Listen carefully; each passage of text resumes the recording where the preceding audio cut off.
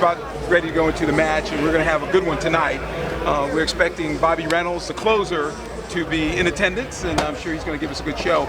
But you being the general manager, what's it been like building this team, working with Mark Ine and all the other folks involved in the Kastles, including Miss Billie Jean King, to make this legacy come together? Well, it's been a pleasure.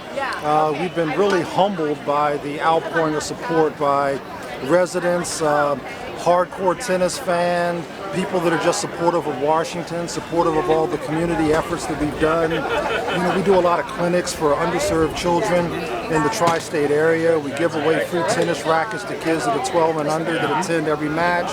We give away over 700 rackets a year to kids to help encourage and foster, you know, the growth of the sport of tennis and to the next generation.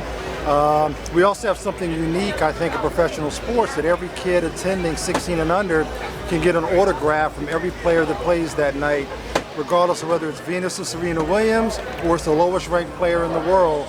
We have an autograph line and there's personal interaction with every player at the end of each match. So we have a very unique product here, and I think as the word spreads and you can see the crowd and the energy level here tonight, you know, we think we have a good thing, and we're just very proud to be part of the city, and the city's embraced us. Now, I saw Leander Paes play the last couple of years, and I was just blown away, and I found out this guy has pretty substantial credentials. And so when you look at all the players in general, they've all been pretty well seasoned, either as singles and doubles players or both. So how do they compare to the people that play in the major tournaments, the Grand Slam tournaments? Do you think they could, you know, go out there and go up against Rafa or against any of the guys at the top level? Well, you know, one of the misperceptions is that World Team Tennis doesn't have some of the top-ranked players in the world. You know, Leander Paes is ranked in the top 5 in men's doubles. He won the Australian Open this year in doubles. He won the Sony Ericsson. He was a finalist in Wimbledon. He's representing India in the Olympics for the 6th time, the most of any Asian athlete in sports history. So his credentials are on par with any world-class tennis player around. Venus and Serena's credentials speak for themselves. Yeah. Anastasia Rodionova, who was new to our team this year, is representing Australia in the Olympic Games for the first time. So, you know, 4 of our 6 players are Olympians this year, and we're very proud of that fact. Well, it makes it a little difficult, though, because of the schedule conflict that they have to head abroad to do some other work. Yes, in the middle of this event. But who do we have? We have Bobby Reynolds, who we have Bobby really Reynolds. Impressive. Yes, Bobby's had an enormous run with us. He's our closer, as you said. He's a fan favorite. Oftentimes the men's singles is the last match of the night and it's on him, and he's pulled through so many times. I've lost count. And then we have some new players today that are subbing that are all distinguished in their own right. We've been very fortunate in the credentials of the subs we've been able to attract, and you know, we're all on edge to see if we can continue our winning streak with them. But they're all very excited. We brought them in early so they could get acclimated to the environment here, understand what our team culture is like, and they're going to be making their debut tonight as Kastles, and we're ready to cheer them on, and the city's embraced them to do the same. Okay, now as far as the pay structure is concerned, and you're a general manager, you're a businessman, how does this compare to a traditional tournament?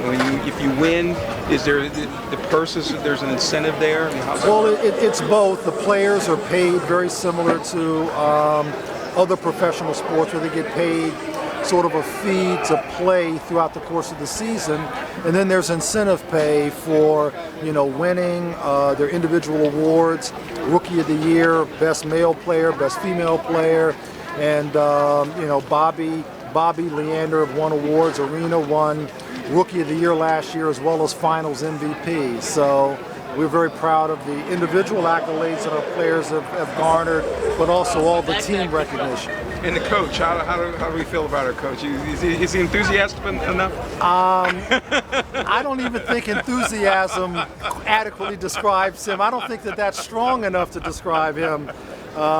Murphy is like the ever-ready bunny, you know. he just keeps going. He motivates the team. He's there behind them.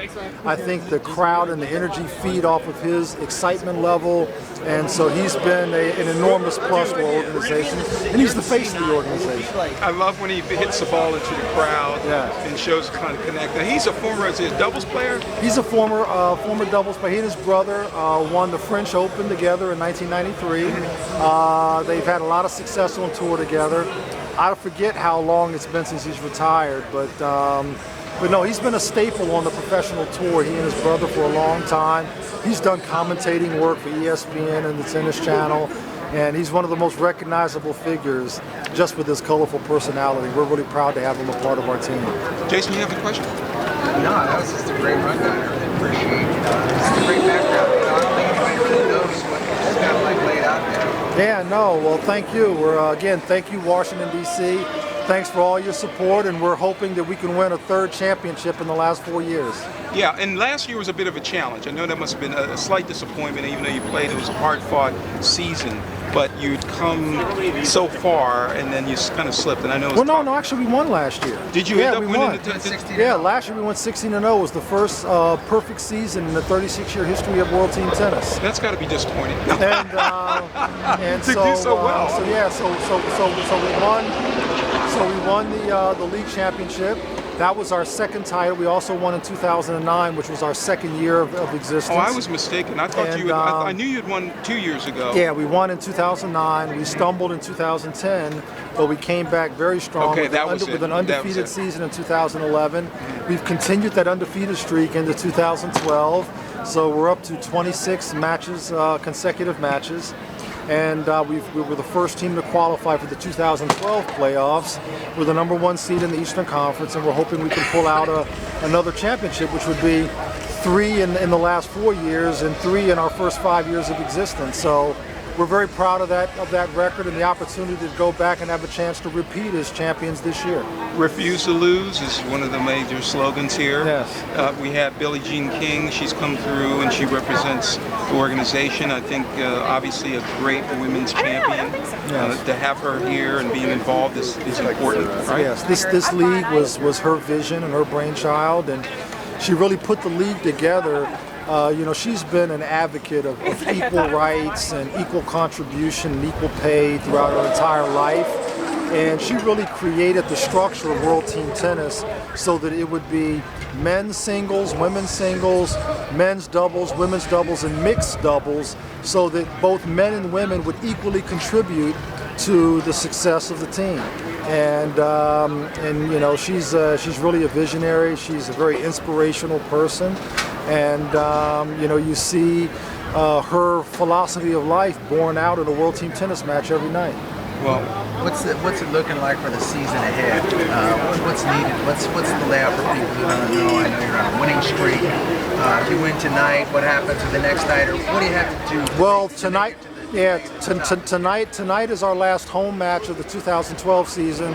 We finish up three matches on the road over the next couple of nights. Our season ends on Saturday. We've already qualified for the playoffs regardless of what happens over the next couple of nights.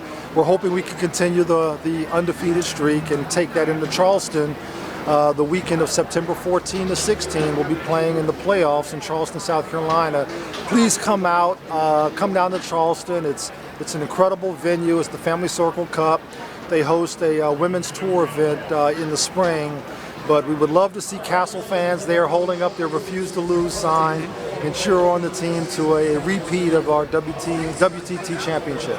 So WTT is kind of like the Super Bowl. The playoffs are in one spot. Yes, it's a neutral site. Okay, this is the second year for the neutral site, and like I said, we'd love for as many Kastles fans to come out and cheer us on the victory as can make it. What cities are you headed to on the road here? We go to Springfield, New York, and I think. I didn't mean to put you on the spot. Yeah, you really did there. It may be it may be Boston or Philadelphia, but I know Springfield and New York are two of the last three matches. Is that how it shakes down geographically? Are you up and down the East Coast mostly? We travel all. Are you with Acumen Solutions? No, I'm not. I'm actually just a guest here.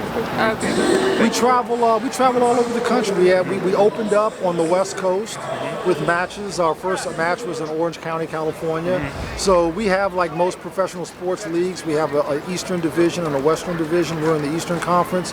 So we tend to play more teams in the East, but we play throughout all markets. There are eight teams in World Team Tennis, and we're on the road quite a bit. Now, the most commonly asked question is the colors in the court. It makes it, I think in some ways it makes it easier to make line judgments when you have the different colors like that versus the traditional all green and white. So what do you think of that? I mean, it's unique to World Team Tennis. It kind of recognizes a World Team Tennis event, as such, that it's unique. It's separate from the WTA and ATP tours, and so that's all part of the branding, I think. I don't know all of the history behind the selection of those particular colors, but it certainly is to distinguish World Team Tennis events from other traditional tennis tournaments. Okay, we know you got something to do right now. There's some stuff going on in the background.